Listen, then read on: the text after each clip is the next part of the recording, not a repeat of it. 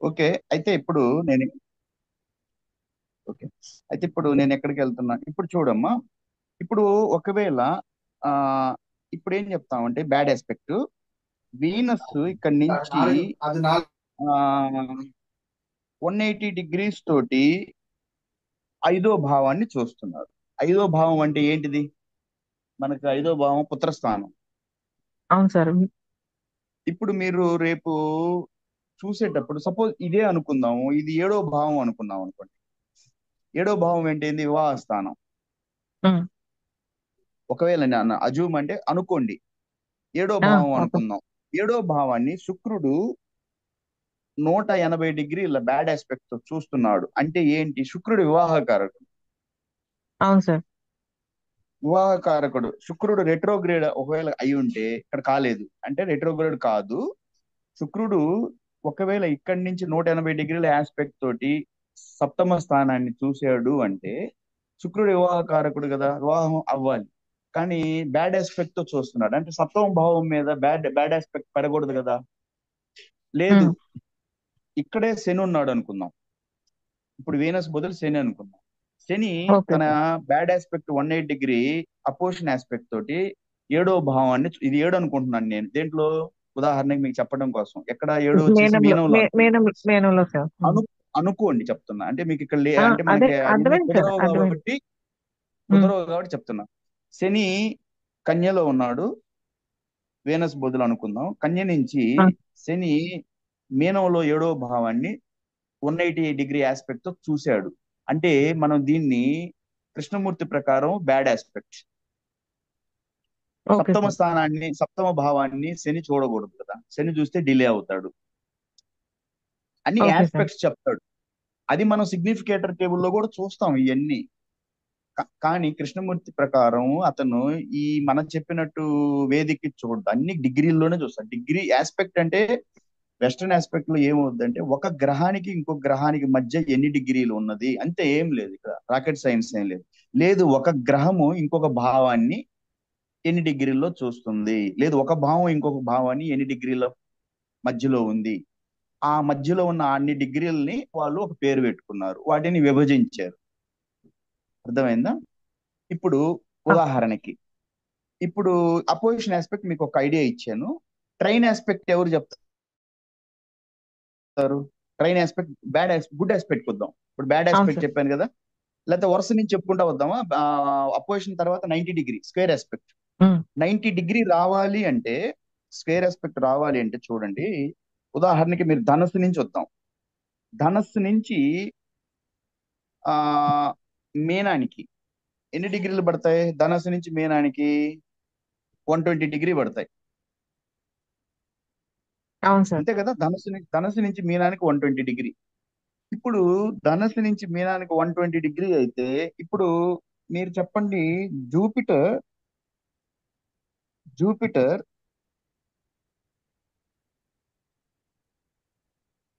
ఐదో భావాన్ని, మీనంలో ఉన్న ఐదో భావాన్ని ఎన్ని డిగ్రీలతో చూస్తున్నాడు? జూపిటర్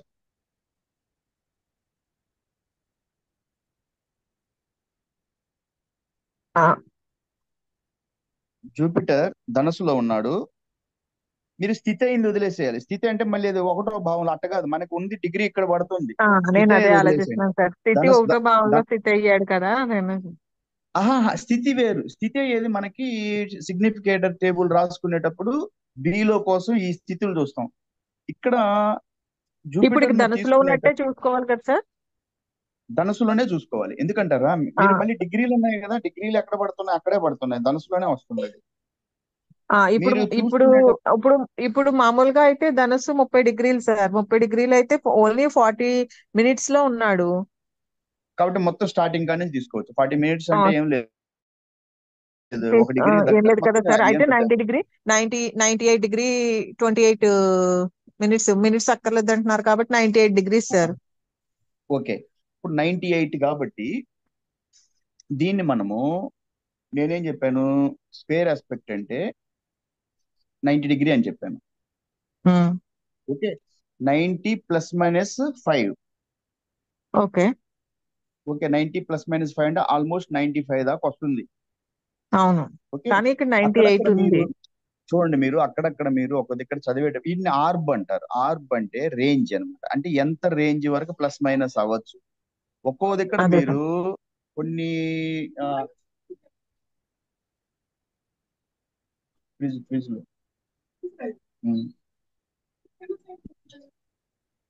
అయితే మీరు ఒక్కో దగ్గర చదువుతారు. ఆర్బ్ ఒక్కోసారి వాళ్ళు 8 డిగ్రీలు కూడా ఉంటాయి ఒక దగ్గర. మ్హూ. మ్.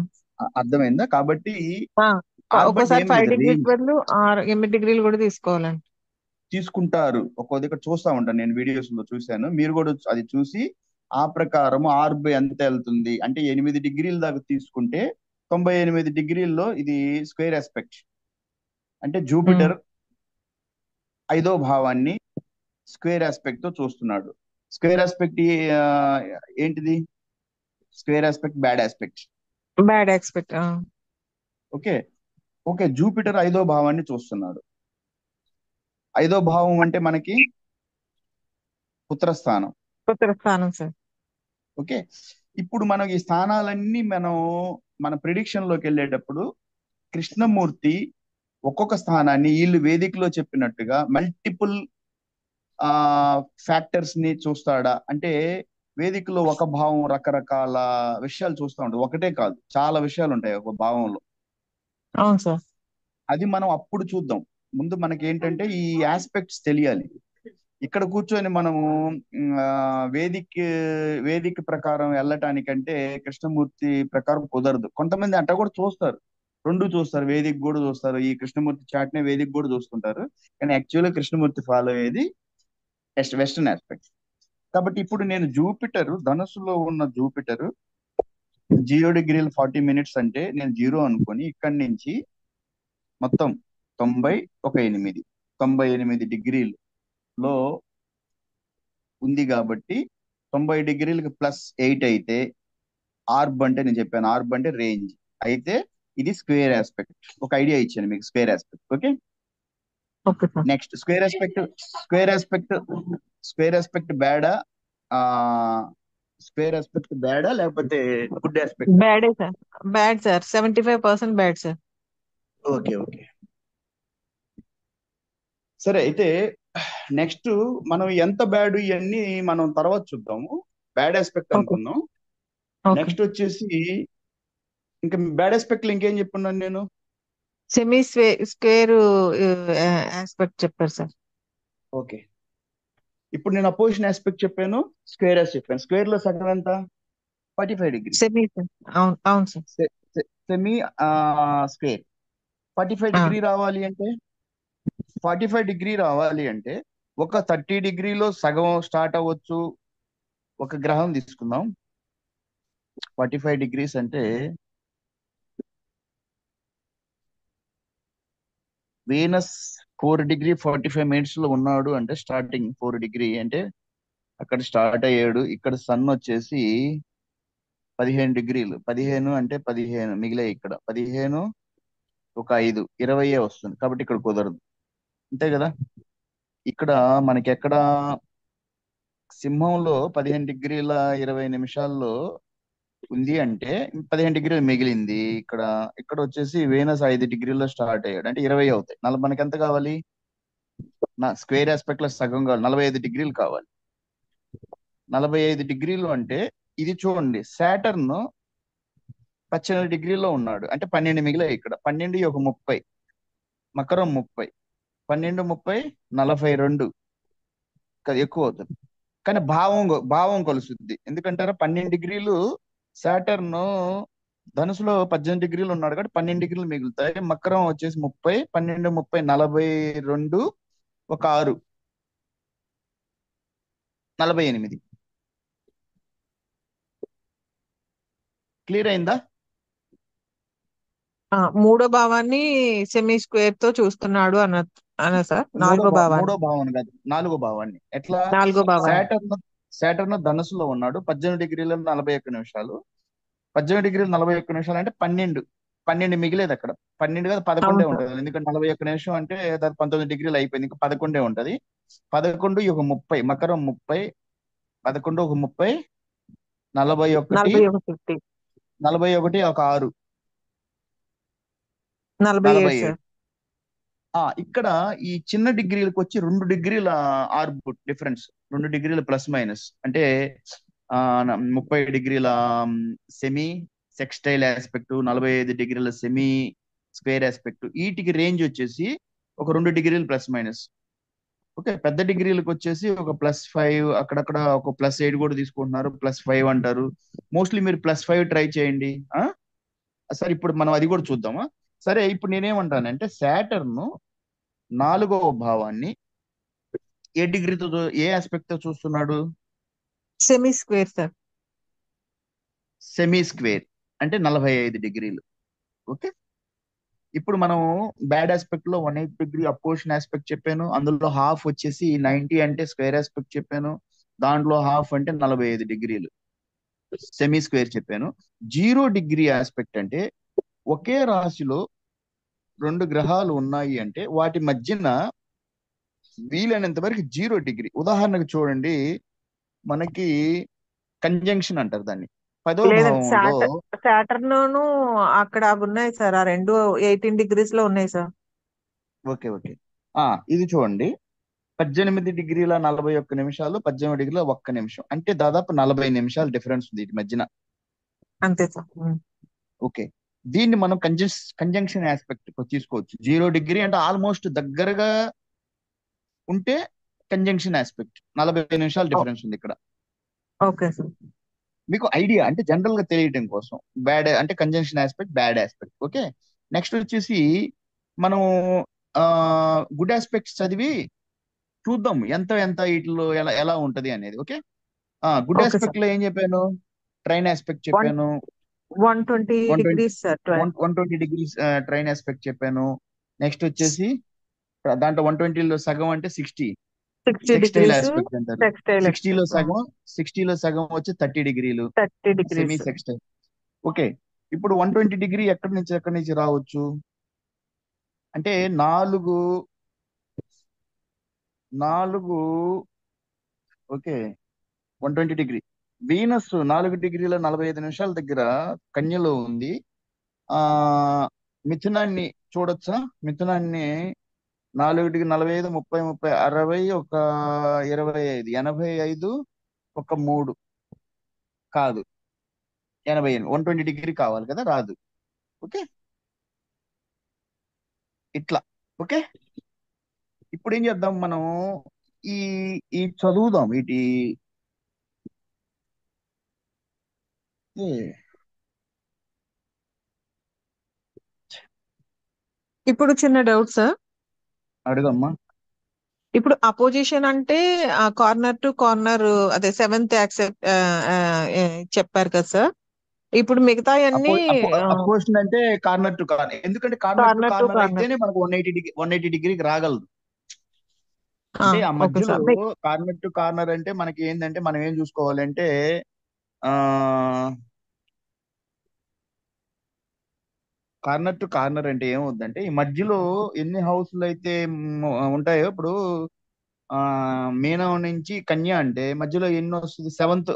నార్మల్ గా వేదికలతో 7th పొజిషన్ అంటాం. ఒక గ్రహము అవును మీనంలో సార్. నుంచి కన్యను చూస్తుంది అంటాం క్రాస్ గా. ఇప్పుడు అక్కడ మధ్యలో వచ్చి ఎన్ని ఎన్ని గృహాలు స్థానాలు వస్తున్నాయి? 3, 3, 6, కంప్లీట్ గా 6, 30, 180 అవుతాయి.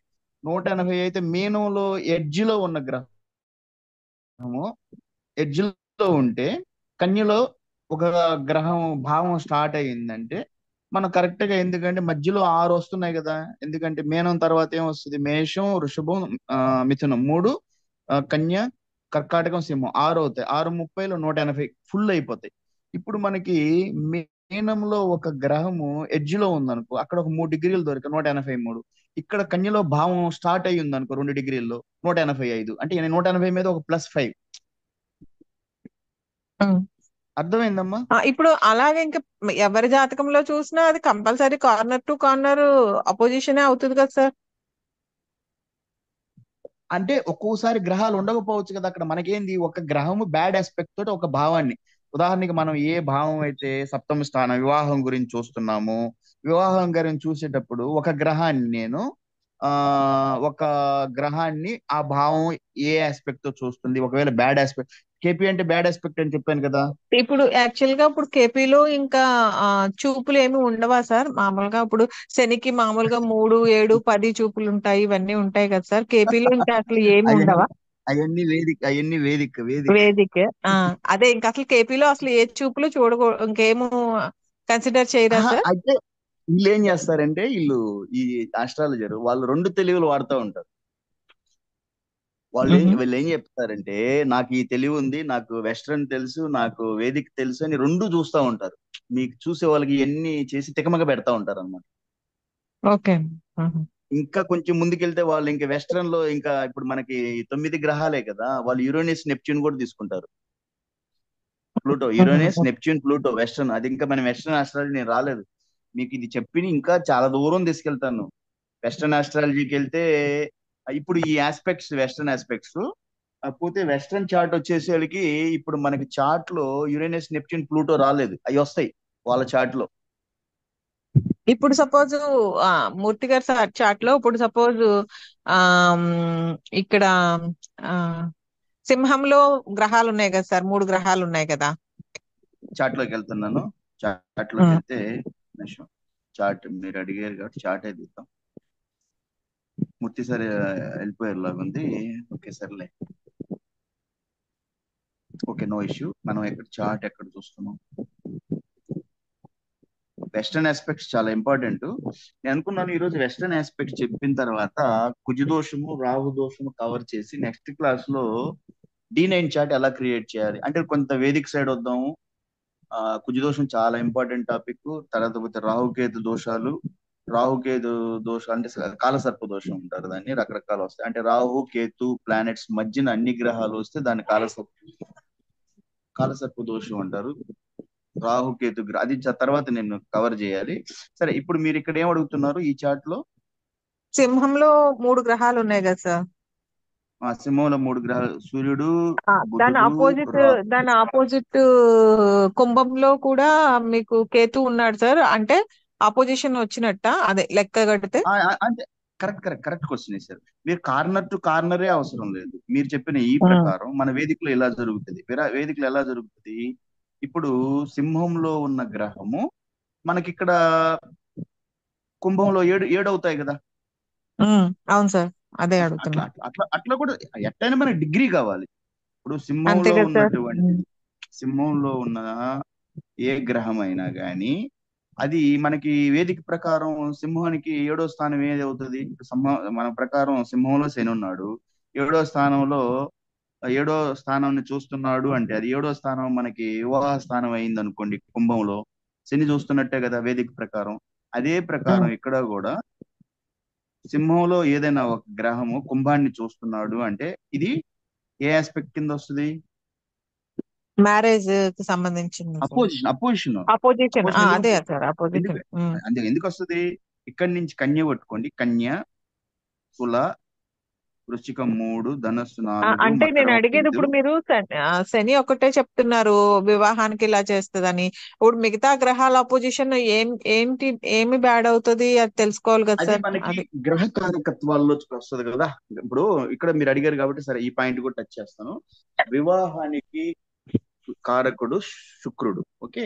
ఉమ్, ఉమ్, వివాహము లేట్ కారకుడు శని. ఓకే. Okay sir. వివాహాన్ని స్పీడప్ చేసేది గురువు. ఓకే. ఉమ్, వివాహం ఓకే సార్. గురించి డిస్కస్ చేసేటప్పుడు మనం ఏం చూస్తాము, ఏమైనా గ్రహాలు రెట్రోగ్రేడ్ అయి ఉన్నాయా అంటే, రెట్రోగ్రేడ్ అంటే వక్రీకరించి ఉన్నాయా వాళ్ళు ఇస్తారు. ఏ గ్రహాలు వక్రీకరించాయి దీంట్లో. శని 6 రాశారు. ఉమ్, ఓకే. శని కేతు, రాహులు ఆల్రెడీ ఎవరి చాట్లైనా వక్రీకరిస్తూ ఉంటాయి. పోతే ఇక్కడ అవును సార్. ఆ, ఒక్క ఒక్క గ్రహమే వక్రీకరించింది, శని గ్రహం. ఇప్పుడు వివాహానికి మనకు కావాల్సినప్పుడు మనం శుక్రుణ్ణి, గురువుని, పోతే ఆ కుజుడు. ఓకే. ఈ చూస్తాం. ఎట్లా వేదిక ప్రకారం ఏం చూస్తారు. వేదిక ప్రకారం చూసేది 2, 5, 7 8 స్థానాలు. భావాలు ఎలా ఉన్నాయి, భావ బలాలు ఎలా ఉన్నాయి. 2, 5, 7, 8. ఓకే. ఈ భావబలాలు ఎలా ఉన్నాయని వేదికలో చూస్తారు. తర్వాత పోతే శుక్రగ్రహము, గురుగ్రహము, కుజగ్రహాలు ఎలా ఉన్నాయి, బలంగా ఉన్నాయా లేదా. ఎందుకు? శుక్రుడు వివాహానికి కారకుడు, గురువు వివాహం స్పీడ్ కావటానికి, సంతాన వృద్ధికి కారకుడు, కుజుడు వీళ్ళ మధ్యన అండర్స్టాండింగ్, కోపతాపాలు, సమన్వయం, ఫిజికల్ కంఫర్ట్, వీటికి కుజుడు కారకుడు, శని వివాహానికి కారకుడు. ఇట్లా వేదికలో చూస్తారు. ఏ భావాలు చెప్పాను వేదికలో చూసేటప్పుడు, వివాహం చూసేటప్పుడు? 2, 5, 5, 7, 7, 8 8. సార్. 8 ఉమ్. ఎందుకు చూస్తారు వేదికలో? 8 మాంగ అంటే మాంగళ్య ఆయుర్దాయం, స్థానం మాంగళ్య సార్. బలం. మాంగళ్య బలం అంటే చార్ట్ చూసే వాళ్ళు రియల్ అస్ట్రాలజర్ అయితే ఒక పాయింట్ చూడరు. వివాహం జరుగుతుంది, నెక్స్ట్ ఆమెకి ఏమన్నా వైధవ్యం ఉందా, లేదు వీళ్ళ మధ్య డైవర్స్ అవుతుందా, లేదు అతనికి రెండో పెళ్లి ఉందా, ఇన్ని చూస్తారు. ఉమ్. అందుకని ఒక పాయింట్ నే పట్టుకొని వెళ్ళరు. అది చాలా, ఇది ఇంకెంతో స్టడీ చేస్తేనే కానీ. అందుకే నేను కేపీ మీరు అడిగిన దానికి ఒక గ్రహమే చెప్తున్నారు అన్నప్పుడు నేను చెప్తున్నాను అన్ని గ్రహాల కారకత్వాలు, ఏ గ్రహం ఏం చేస్తుంది మనకి హెల్ప్. ఒక వివాహం చూడాలి అంటే వివాహం లేట్ అవుతుంది, లేట్ అవుతున్నప్పుడు కృష్ణమూర్తి ప్రకారం ఏం చేస్తారు? వెస్టర్న్ ఆస్పెక్ట్స్ చూస్తాడు. చూసిన తర్వాత ఏడో స్థానాన్ని ఏదన్నా గ్రహం, శని, తన ఏడో స్థానం, తన అపోజిషన్ ఆస్పెక్ట్ ఏమన్నా చూస్తుందా. అపోజిషన్ ఆస్పెక్ట్ అంటే బ్యాడ్ ఆస్పెక్ట్. ఓకే, సరే. శని 5వ స్థానంలో ఉందా? 5వ స్థానంలో ఉంటే నష్టం ఏంటి? కృష్ణమూర్తి సంతానం. ప్రకారము కృష్ణమూర్తి ప్రకారము ఏడో భావము, ఈ కృష్ణమూర్తి ఏం చెప్తాడు? Main house. ఒక ఘటన జరగాలి అంటే ఫస్ట్ మెయిన్ హౌస్ తీసుకుంటాడు. వివాహము అంటే ఏడో స్థానం. మళ్ళీ దానికి సపోర్టింగ్ హౌస్లు తీస్తాడు అతను. పుత్ర పుత్ర అర్హత ఉందా అంటే, సంతాన అర్హత ఉంది అంటే 5వ స్థానం మెయిన్ హౌస్. దానికి సపోర్టింగ్ హౌస్లు 2, 11. వివాహ యోగ్యత ఉందా? 7 మెయిన్ హౌస్, 2, 11 సపోర్టింగ్ హౌస్. ఇట్లా అతను main house, supporting house concept లో వెళ్తాడు కృష్ణమూర్తి. ఆ ప్రకారము ఒక గ్రహము 7 అనే ఒక భావాన్ని, ఎగ్జాంపుల్ శని 7వ భావంలో స్ట్రాంగ్ అయ్యాడు అన్నాడు అంటే, టేబుల్ చూద్దాం. అప్పుడు ఏంది? ఏడో ఆ, కృష్ణమూర్తి ఏం చెప్తాడు అంటే, ఏ శని గ్రహము 2, 7, 11లో ఎక్కడ ఉన్నా కూడా వివాహం ఆలస్యం అవుతుంది. చూడండి, ఫస్ట్ మీరు ఏం చేయాలి? ఇతనికి వివాహం జరిగింది అన్నదానికి ఫస్ట్ మనం ఏం చేయాలి అంటే, అడిగారు కాబట్టి మనం దానికి ఒక పాయింట్ టచ్ చేసుకుంటూ వెళ్తే బాగుంటది. ఫస్ట్ చూడండి, 7వ భావానికి సబ్లాడ్ చూడండి. 7వ భావానికి సబ్లాడ్ ఎవరు?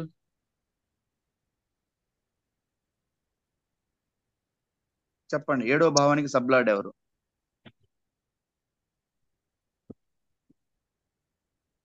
సాటర్నే సార్. 7వ భావానికి నాకు సబ్లాడ్ శాటర్న్. కనిపిస్తుంది. ఇక్కడే క్లియర్ అయిపోయింది మనకి. ఏంటి? 7వ భావానికి సబ్లాడ్ శని. 7వ భావానికి శని గాని, కుజుడు గాని, రాహు గాని సబ్లాడ్ గా ఉంటే వివాహం జనరల్ గా ఆలస్యం అవుతుంది. 7వ భావానికి సబ్లాడ్ శని, రాహు, కుజుడు జనరల్ గా సబ్లాడ్ గా ఉంటే సాధారణ ఇప్పుడు అసలు ఆల్రెడీ మూర్తి సార్ లైన్ లో లేరా సార్? లైన్ లో లేరు. మనం ఏంటంటే ఎన్ని స్టడీ చేసి మన లైఫ్ లో జరిగిన ఈవెంట్స్ ని కోరిలేట్ చేసుకుంటా అవును చార్ట్స్ ని సార్. అనలైజ్ అంటే చేసి ఇప్పుడు ఏం చెప్తానంటే వివాహమే నేను, తొందరగా ఇప్పుడు ఏడో అయ్యిందా భావం లేకపోతే చూడండి, లేట్? 7వ భావం సబ్లాడు శని. ఈ శని 7వ భావాన్ని సిగ్నిఫై చేస్తున్నాడు. మళ్ళీ రెండును కూడా, 2వ భావాన్ని ఎక్కడ చేస్తున్నాడు? ఇక్కడ చూద్దాం మన చాట్ లో, దీంట్లో సిగ్నిఫికేటర్ టేబుల్ లోకి రావాలి. సిగ్నిఫికేటర్ టేబుల్లో 2వ భావాన్ని 75% సిగ్నిఫై చేస్తున్నాడు, బిలో ఉన్నాడు.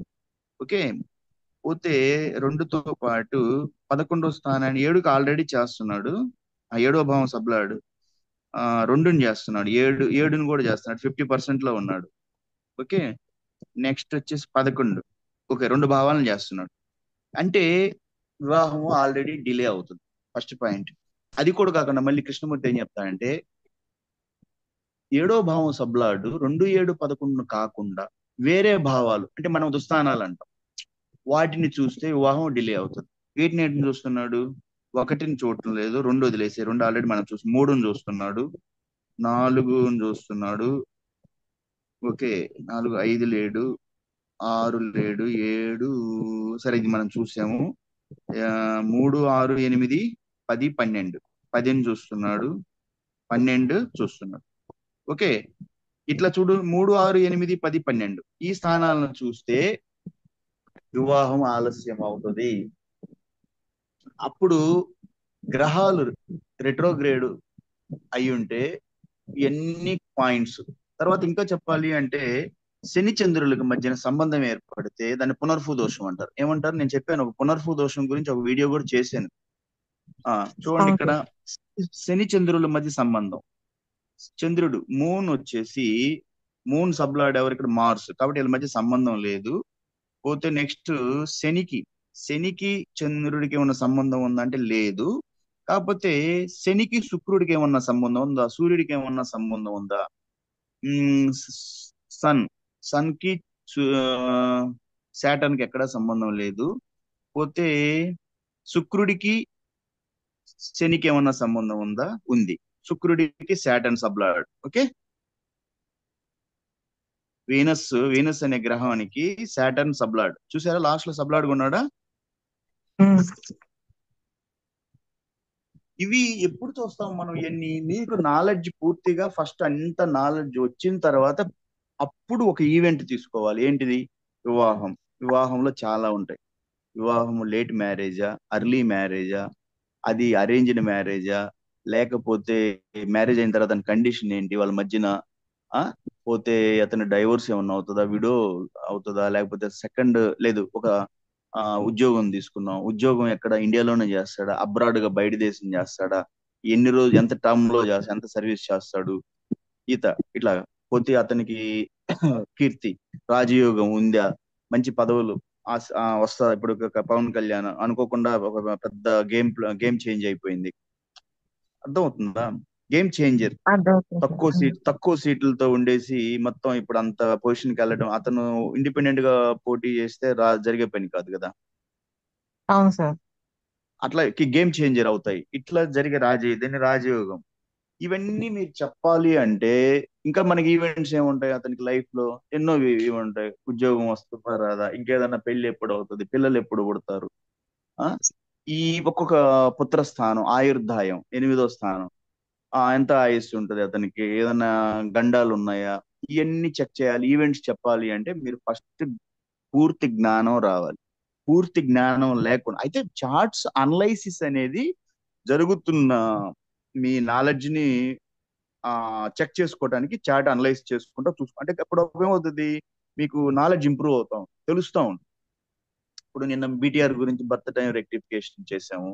బర్త్ టైం రెక్టిఫికేషన్ మనం చేసింది సింపుల్ ఇష్యూ. ఏంటిది? లగ్నాన్ని అడ్జస్ట్ చేసుకుంటున్నాం, అంతే కదా. ఇంకో కొంతమంది ఏం అంతే సార్. చెప్తారు, సార్ నాకు డేట్ తెలియదు అంటారు. ఈ నెల తెలుసు సార్, ఈ నెల తెలుసు, 1970లో సెప్టెంబర్ లో పుట్టాడు, కానీ డేట్ తెలియదు అంటాడు. అప్పుడు డేట్ తెలియకపోతే మనం లగ్నం నుంచి అడ్జస్ట్ చేసుకుంటా వచ్చి చంద్రస్థానాన్ని అడ్జస్ట్ చేయాలి. చంద్రుడు ఏ రాశిలో, ఎందుకు చంద్రుడు లగ్నం 2 గంటలు ఉంటది, తర్వాత చంద్రుడు వచ్చేసి ఒక రాశిలో 22 రోజులు, 2.5 రోజులు ఉంటాడు. అతను రెండు నాకు ప్యాకెట్లు రోజు ఉంటాయి సార్. తెలియదు ఫలానా సంవత్సరం తెలుసు, మెంత తెలుసు, రోజు తెలియదు సార్, టైము తెలియదు అన్నప్పుడు ఫస్ట్ లగ్నం కాడి నుంచి మనం అడ్జస్ట్ చేసుకుంటా వచ్చి చంద్రుడి స్థానం అడ్జస్ట్ చేయాలి. ఎందుకంటే లగ్నం తర్వాత నెక్స్ట్ రాసుల్లో తక్కువ స్థానం ఉండేది చంద్రుడు. నెక్స్ట్ వచ్చేసి ఎవరన్నా నాకు సార్ నెల కూడా తెలియదు నాకు, సంవత్సరం తెలియదు, నెల తెలియదు అన్నప్పుడు లగ్నాన్ని అడ్జస్ట్ చేయాలి, చంద్రుడిని అడ్జస్ట్ చేయాలి. నెల తెలియదు అన్నప్పుడు ఏ నెల అంటే సూర్యుని, ఎందుకంటే సూర్యుడు ఒక్కొక్క రాశిలో 30 రోజులు ఉంటాడు. అవును అర్థమవుతుందా? సార్. నెక్స్ట్ అర్థమైంది సార్. ఒక్కొక్కరు అంటారు నాకు సంవత్సరమే తెలియదు సార్ నాకు అంటాడు. నాకు సంవత్సరం తెలియదు, నెల తెలియదు.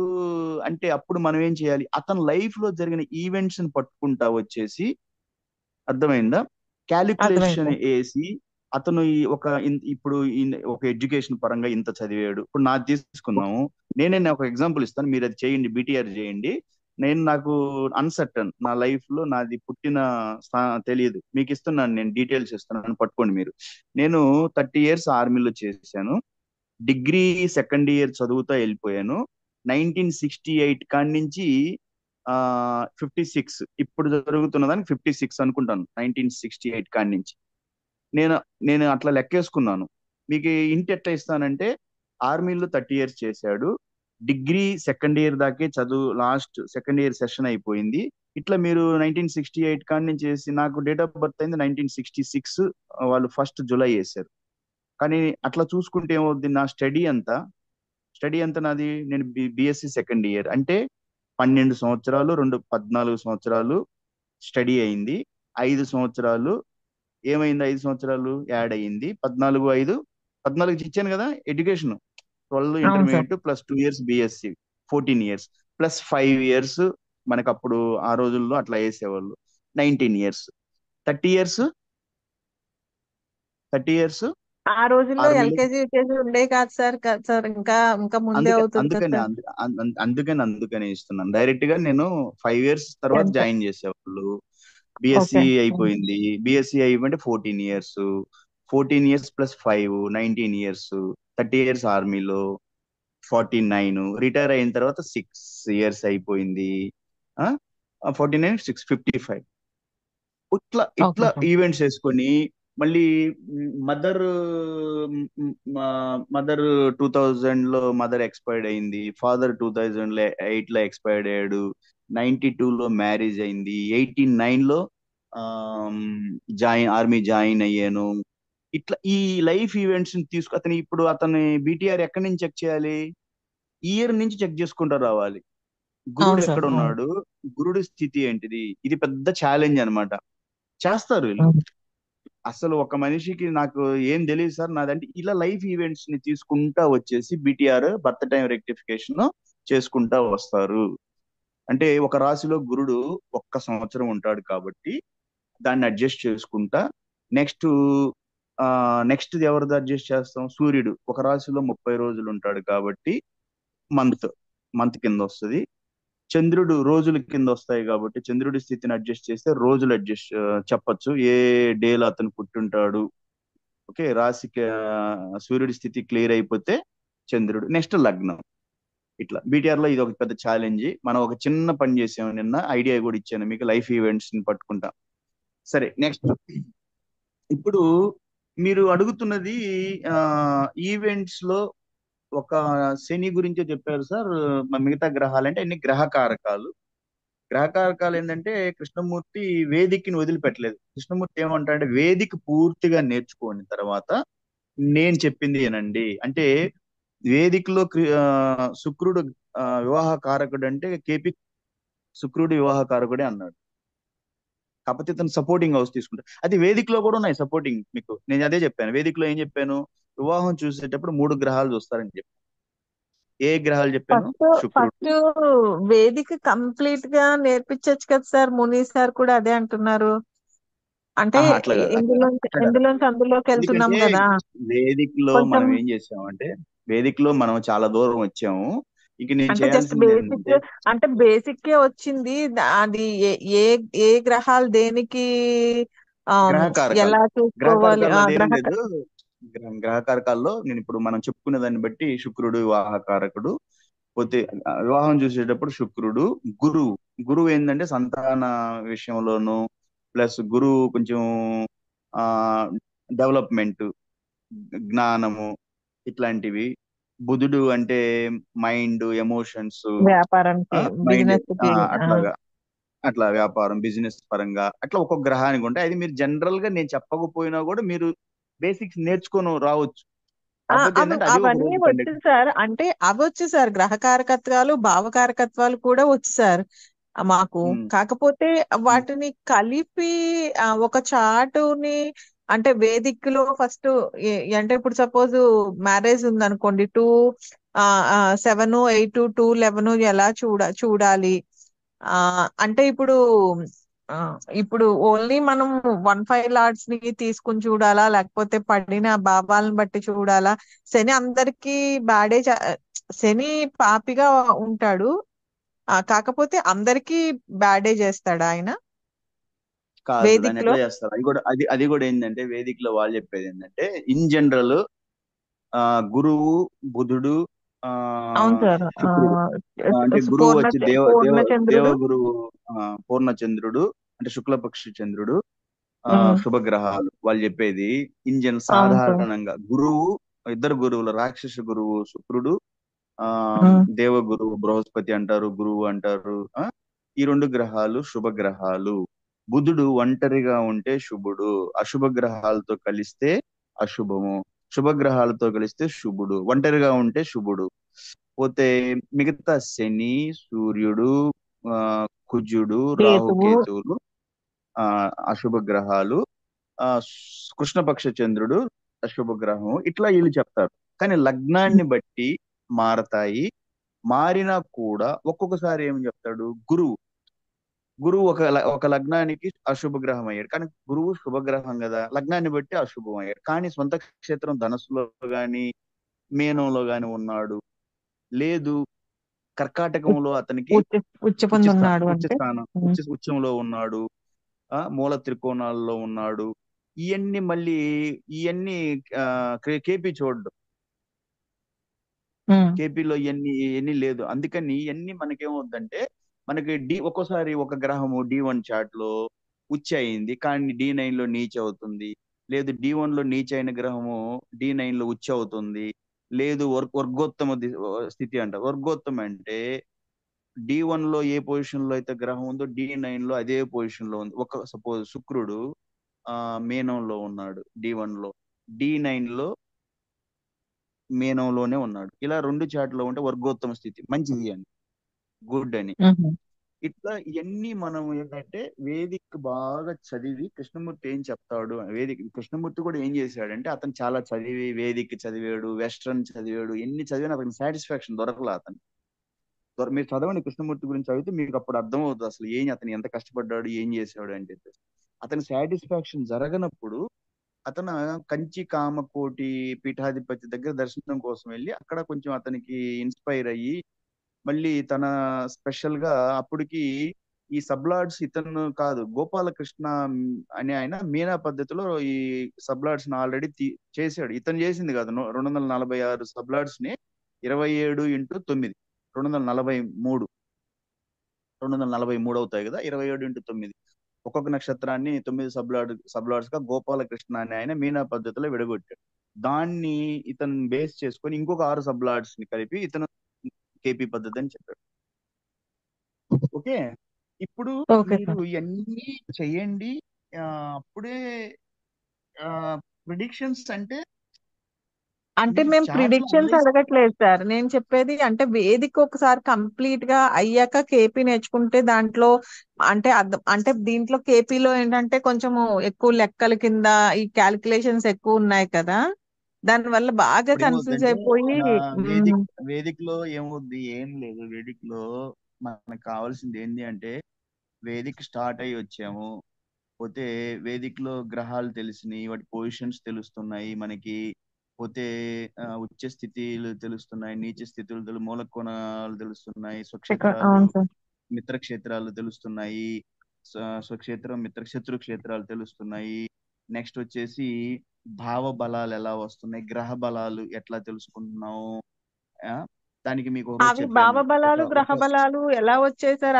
అదొకటి అర్థం కాలేదు అది వేదిక్ లో. నేను ఆ రోజు మీరు అడిగితే నేను చెప్పాను, ఒక గ్రహము ఏ పొజిషన్ లో ఉంది, ఏ స్థానంలో ఉంది, దుస్థానమా, మారక స్థానమా, బాధక స్థానమా, లేదు ఆ స్థానము తన సొంత క్షేత్రమా,